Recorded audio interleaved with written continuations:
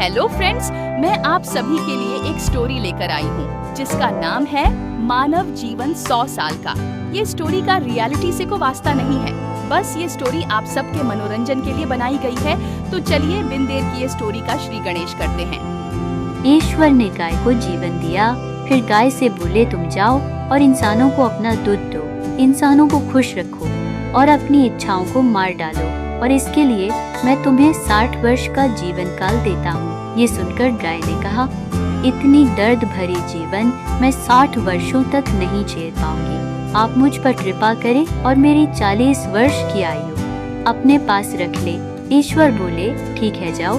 फिर ईश्वर ने एक बंदर को जीवन दिए और बोले तुम दुनिया में जाओ और अपनी कर्तव्य अपनी हरकतों से इंसानों को खुश रखो। इसके लिए मैं तुम्हें 30 वर्ष की आयु देता हूँ। ये सुनकर बंदर बोला, मैं अपने जीवन में मजाक का पात्र बनकर 30 वर्ष की आयु नहीं जी पाऊंगा, इसलिए आपसे मेरी विनती है कि आप मेरे आयु में से 20 वर्ष की आयु अपने पास रख ले। ईश्वर बोले ठीक है। उसके बाद ईश्वर ने एक कुत्ता को बनाया और कहा तुम इंसानों के द्वार पर बैठकर पहरेदारी करना, दूसरों पर भौंकना, और इसके लिए मैं तुम्हें 30 वर्ष की आयु देता हूँ। सब सुनने के बाद कुत्ता बोला, मेरी जिंदगी में अगर ही करना है तो 30 वर्ष की आयु मैं धरती पर नहीं काट सकता। मैं अपनी जीवन में से 20 वर्ष आपको लौटा देता। ईश्वर बोले ठीक है।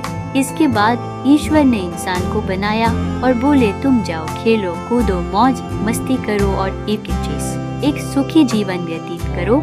इसके लिए मैं तुम्हें 20 वर्ष की आयु देता हूँ। यह सुनकर इंसान बोला, इतना सुखमय जीवन और केवल 20 वर्ष का हे ईश्वर, आप हम इंसानों पर दया करें और गाय के द्वारा 40, बंदर के द्वारा 20 और कुत्ते के द्वारा 20 वर्ष जो आयु आपको लौटाई गई है वो आप हमें दे दें। ईश्वर बोले ठीक है, जैसी तुम्हारी इच्छा इस तरह इंसान का जीवन 100 साल की हो। इसलिए